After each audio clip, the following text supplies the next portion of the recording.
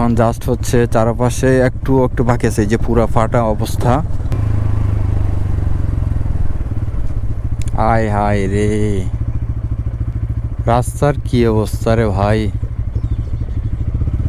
মানে পুরাটা একদম রাস্তা ছিল ভাইঙ্গা, মানে এখন সব সমান হয়ে গেছে গা।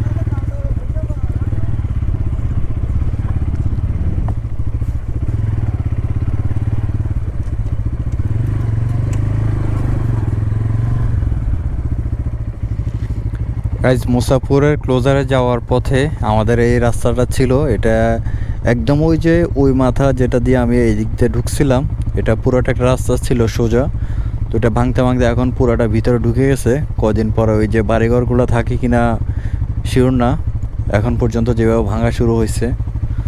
তো সামনে আরেকটা রাস্তা আছে, সামনের রাস্তাটাও মেবি ভাঙা।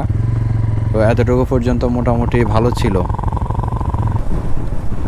এই জায়গায় সেম এখানে একটা মোড় ছিল, এই মোড়টা ভেঙে পুরাটা নদীতে চলে গেছে। এখন জাস্ট হচ্ছে চারপাশে একটু একটু বাকি আছে, এই যে পুরা ফাটা অবস্থা, এটাও নেমে যাবে। এখন এই দিক দিয়ে চিকন করে একটা রাস্তা করা হয়েছে, পাকা রাস্তা যেটা ছিল ভালো রাস্তা, ওইটা পুরাটা এই মোড়টা পুরা নদীতে চলে গেছে। এই যে এখান থেকে পুরাটা ওইদিকে চলে গেছে।